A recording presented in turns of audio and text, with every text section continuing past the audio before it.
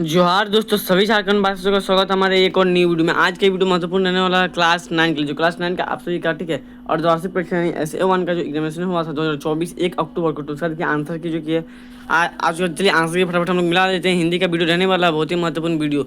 हमारे YouTube channel में जो नए हो जल्दी से वीडियो को लाइक करो, ठीक है, चैनल को सब्सक्राइब करो और वीडियो को शेयर कर दो अपने और दोस्तों तक, ताकि उनको भी इस वीडियो का लाभ मिल सके, ठीक है। सभी के सभी आप लोगों को मिलेंगे। देखिए हिंदी का, इंग्लिश का, मैथ, साइंस, संस्कृत और SST सभी का सभी विषय का जो किया अपलोड में करूंगा। हिंदी से शुरू करते चलिए, देखते पहले हिंदी में किस टाइप का प्रश्न पूछा गया था। सिंपल प्रश्न थे, ठीक है, ज़्यादा मुश्किल का प्रश्न आप लोगों का नहीं था, ठीक है। इसी टाइप के प्रश्न जो कि फाइनल एग्जाम में भी आप लोग के पूछे जाएंगे।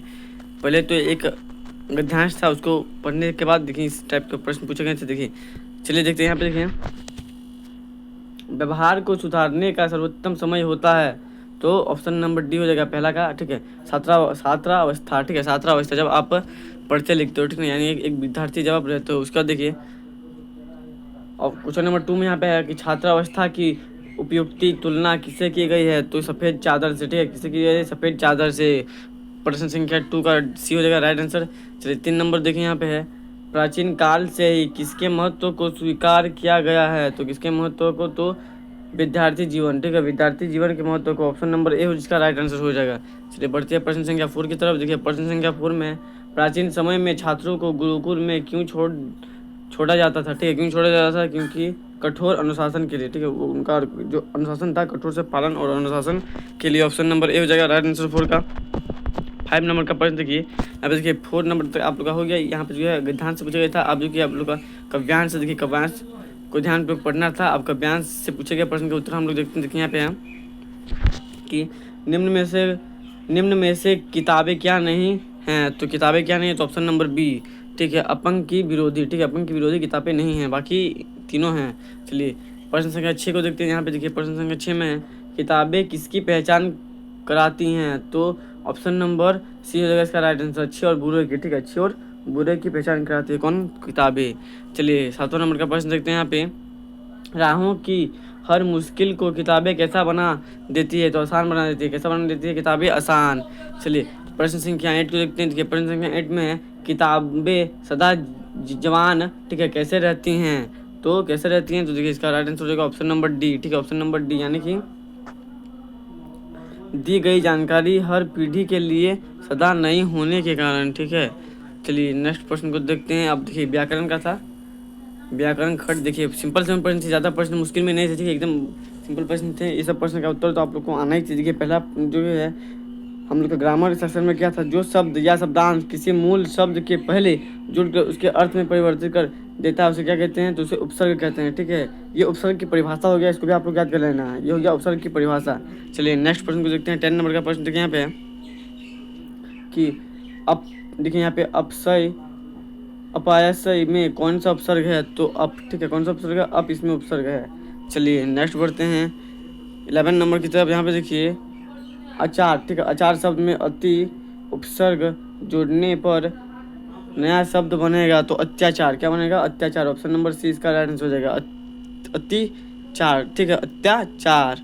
चलिए आप बढ़ते हैं नेक्स्ट प्रश्न की तरफ। 12 नंबर का प्रश्न देखिए यहाँ पे 12वें नंबर का प्रश्न है निम्न में से किस शब्द में उपसर्ग और प्रत्यय दोनों जुड़ा हुआ है, तो ऑप्शन नंबर ए में, ठीक है, क्या है, अलौकिक, अलौकिक में जो कि दोनों जुड़ा हुआ है। चलिए 14 नंबर का, माफ कीजिए 13 नंबर का प्रश्न देखते हैं। यहाँ पे शब्द के अंत में जुड़ने वाला शब्द डैश कहलाता है, तो क्या कहलाता है, प्रत्यय कहलाता है, ठीक है। उपसर्ग का उल्टा होता है प्रत्यय, प्रत्यय का उल्टा होता है उपसर्ग, सिंपल सी बात है। चलिए 14 नंबर का प्रश्न आप लोग देख लेते हैं। यहाँ पे देखिए वैज्ञानिक शब्द में किस प्रत्यय का प्रयोग हुआ, सभी के सभी जो कि आप लोग का गाइड से पूछा गया था। गाइड में जो आप लोग का अगर वर्मा का गाइड होगा, ठीक है, उसमें से सभी के सभी प्रश्न वहीं से पूछे गए थे। कम से कम आप लोग के 35 हर विषय के प्रश्न जो कि है वहीं से पूछे गए थे। चलिए देखिए यहाँ पे है वैज्ञानिक शब्द में किस प्रत्यय का प्रयोग किया गया है, तो एक वैज्ञानिक में एक प्रत्यय है, ठीक है। देखिए आप जैसे बोलेंगे वैज्ञानिक, एक आ रहा है ना, तो वैज्ञानिक एक हो जाएगा प्रत्यय। चलिए 15 नंबर में देखते हैं। यहाँ पे देखिए 15 नंबर में निम्न में से कौन आहट, ठीक है, आवट प्रत्यय का उदाहरण नहीं है, तो नहीं है, तो देखिए यहाँ पे कौन कौन, देखिए लिखावट इसमें है, दिखावट में भी है, मिलावट में भी है, घबराहट में नहीं है, ठीक है, इसमें राहट है, इसमें आहट नहीं, इसमें राहट है, घबराहट हो जाएगा। चलिए सी नंबर का राइट आंसर हो जाएगा। 15 नंबर का सी हो जाएगा राइट आंसर। चलिए 16 नंबर के प्रश्न को देखते हैं। यहाँ पे पाठ्य पुस्तक से आप लोग का जो कि है आ चुका है, पाठ्य पुस्तक को भी हम लोग देख लेते हैं। यहाँ पे एक गद्यांश था, उसमें जो कि है दिया गया है। तो देखिए गद्यांश दिया गया था लहासा की और नहीं, इसमें जो कि है आप लोग का पूछा गया था उपभोक्तावाद, ठीक है, उपभोक्तावाद की संस्कृति से। तो देखिए इसमें प्रश्न है उपयुक्त गद्यांश किस पास से लिया गया है, तो उपभोक्तावाद संस्कृति। ऑप्शन नंबर सी हो जाएगा राइट आंसर, ठीक है, 16 का ऑप्शन नंबर सी हो जाएगा राइट आंसर। चलिए यहाँ पे देखिए नया जीवन दर्शन किसे कहा गया है, तो उपभोक्तावाद का दर्शन को ही कहा गया है। ऑप्शन नंबर डी हो जाएगा राइट आंसर 17 का। 18 में चलते हैं, देखिए 18 में यहाँ पे वर्तमान समय में किसकी व्याख्या बदल गई है, तो वर्तमान समय में किसकी, तो सुख की व्याख्या बदल गई है, ठीक है, सुख की व्याख्या बदल गई है। 19 नंबर के प्रश्न को देखते हैं, आज के संदर्भ में सुख के विषय में क्या धारणा है, तो उपभोग, ठीक है, उपभोग भोगी भोग करना, ठीक है, भोग करना ही क्या है, सुख है। चलिए 20वें नंबर के प्रश्न को देखते हैं। यहाँ पे हीरा और मोती किस जाति के बैल थे, तो किस जाति के थे, तो पछाई, ठीक है, पछाई जाति के दोनों बैल थे। ऑप्शन नंबर बी हो जाएगा इसका राइट आंसर। चलिए 21 नंबर का प्रश्न देखते हैं। यहाँ पे गधे, ठीक है, गधे के कौन से गुण उसे ऋषियों मुनियों की श्रेणी में खड़ा कर देते हैं, तो सहन शक्ति, ठीक है, सहन शक्ति। ऑप्शन नंबर डी हो जाएगा इसका राइट आंसर। 21 का ऑप्शन नंबर डी सहन शक्ति। चलिए 22 नंबर का प्रश्न है, दूसरी बार गया के घर से भाग कर दोनों बैल कहाँ पहुँचे थे, तो कहाँ पहुँचे थे, कांजी हाउस, ठीक है, कांजी हाउस पहुँचे थे, कांजी हाउस में। ऑप्शन नंबर सी हो जाएगा इसका राइट आंसर। चलिए 23 नंबर का प्रश्न है, लेखक ने तिब्बत की यात्रा भिखमंगे के बेस में की क्या, क्यों, क्योंकि ऑप्शन नंबर सी उस समय भारतीयों को तिब्बत जाने की अनुमति नहीं थी। चलिए नेक्स्ट प्रश्न को देखते हैं हम लोग 24वां नंबर का। तो देखिए शिकार बिहार में कंजूर की कितनी हस्तलिखित पोथियाँ थी, तो कितनी थी, और 103 थी। ऑप्शन नंबर सी हो जाएगा इसका राइट आंसर 103 जो कि हस्तलिखित पोथियाँ थी। चलिए नेक्स्ट प्रश्न को देखते हैं हम लोग। यहाँ पे डाकुओं के लिए तिब्बत में सबसे अच्छी जगह कौन सी है, तो ऑप्शन नंबर ए डड्डे, ठीक है, डड्डे जो कि ये हो जाएगा इसका राइट आंसर। चलिए 26 नंबर का प्रश्न देखिए। यहाँ पे तिब्बत की जमीन किसमें बांटी है, ठीक है, तो जागीरदारों में बांटी हुई है, किसमें बांटी हुई है, तो जागीरदारों में। चलिए नेक्स्ट प्रश्न को देखते हैं। यहाँ पे 27 नंबर का प्रश्न हम लोग का। यहाँ पे देखिए आप काव्यांश था, काव्यांश को पढ़ने के बाद आप लोग को इससे उत्तर देना था। देखिए 2 लाइन का ही काव्यांश था, प्रेमी ढूंढो। यहाँ पे देखिए प्रेमी ढूंढता मैं फिरूं, प्रेमी मिले ना कोई, प्रेमी को प्रेमी मिले सब विषय अमृत होए। ये था आपका 2 लाइन का। देखिए इसमें क्या है कि प्रस्तुत काव्यांश किस कविता से लिया गया है, तो यहाँ पे देखिए सखियाँ, ठीक है, ऑप्शन नंबर ए हो जाएगा इसका राइट आंसर, सखियाँ से लिया गया है। चलिए अब बढ़ते हैं नेक्स्ट प्रश्न की तरफ। चलिए अब हम लोग बढ़ते हैं नेक्स्ट प्रश्न की तरफ। देखिए हम लोग का जो कि 28वां नंबर का प्रश्न यहाँ पे है कि यह प्रेमी शब्द का प्रयोग किसके लिए किया गया है, तो किसके लिए किया गया है, ऑप्शन नंबर सी भक्ति एवं ईश्वर दोनों के लिए, ठीक है, भक्ति एवं ईश्वर दोनों के लिए किया गया है। 29 नंबर का प्रश्न यहाँ पे कभी ईश्वर को कहाँ ढूंढता फिरता है, तो अनेक स्थानों पे, कहाँ मिलता है, अनेक स्थानों पे। ऑप्शन नंबर डी हो जाएगा इसका राइट आंसर। चलिए 30 नंबर का प्रश्न है यहाँ पे, विष का अमृत में बदलना, ठीक है, बदलना का क्या अर्थ तात्पर्य है या क्या अर्थ है, तो देखिए ऑप्शन नंबर ए हो जाएगा इसका राइट आंसर, बुराइयां समाप्त होना, ठीक है, बुराइयां समाप्त होना। चलिए 31 नंबर का प्रश्न देखते हैं। यहाँ पे बाघ कविता में कवयित्री ने रस्सी शब्द का प्रयोग किसके लिए किया है, तो यहाँ पे देखिए ऑप्शन यहाँ पे जो कि है,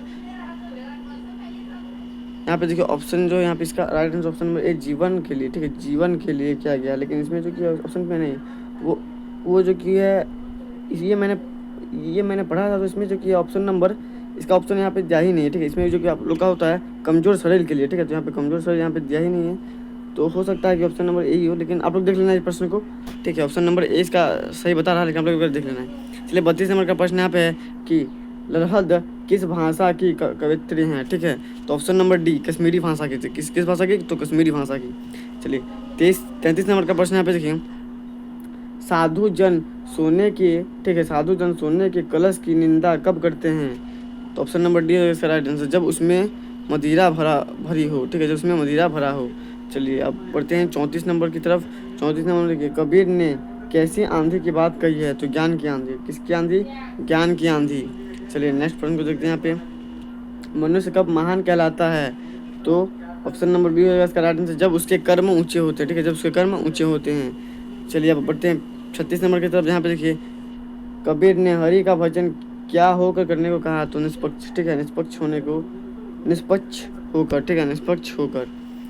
37 नंबर का प्रश्न यहाँ पे है, इस जल प्रलय में पाठ के लेखक का क्या नाम है, तो इसमें ऑप्शन नंबर ए हो जाएगा फंडिनेश्वर नाथ रेणु, ठीक है, फंडिनेश्वर नाथ रेणु हो जाएगा इसका right answer option number A. 38 का यहाँ पे देखिए, मृत्यु का तरल दूध किसे कहा गया है, तो बाढ़ को, ठीक है, बाढ़ को मृत्यु का तरल दूध कहा जाता है। ये प्रश्न आप लोग याद कर लेना क्योंकि ये सब आप लोग के बोर्ड एग्जाम में पूछे जा सकते हैं। जैक बोर्ड ही है जो आप लोग का बोर्ड एग्जाम में क्वेश्चन बनाता है और ये भी जैक बोर्ड द्वारा ही बनाया गया था। सन 1967 के बाढ़ में किस नदी का पानी राजेंद्र नगर तक पहुंच गया था, तो पुनपुन नदी, ठीक है, किस नदी का, पुनपुन नदी का।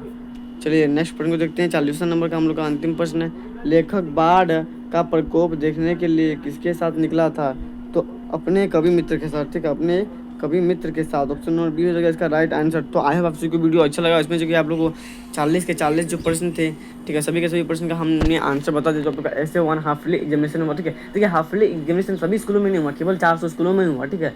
लेकिन इसमें जो क्वेश्चन था, इसमें जो क्वेश्चन पूछा गया था, इस प्रकार के क्वेश्चन जो कि आप लोग के बोर्ड एग्जाम में पूछे जाएंगे कि 9 क्लास का जो कि है पैटर्न जो कि ऑल ऑब्जेक्टिव रहता है, ठीक है, ऑल ऑब्जेक्टिव प्रश्न रहता है। तो 40 के 40 आप लोग का ऑब्जेक्टिव प्रश्न में सभी के सभी प्रश्न को याद कर लेना है और सभी प्रश्न को देखना कि किस चैप्टर से पूछे गए हैं और उस चैप्टर के भी और भी प्रश्न याद कर लेना ताकि आप लोग को जो कि है जो फाइनल एग्जाम हो, बोर्ड का एग्जाम, उसमें जो कि आप लोग एक भी प्रश्न जो कि है छूटे ना और आप लोग को अच्छा रिजल्ट आए। आई होप आप सभी को वीडियो अच्छा लगा होगा। ऐसे और महत्वपूर्ण वीडियो के लिए हमारे यूट्यूब चैनल को सब्सक्राइब करना ना भूलें। मिलते हैं नेक्स्ट वीडियो में, तब तक के लिए जय हिंद।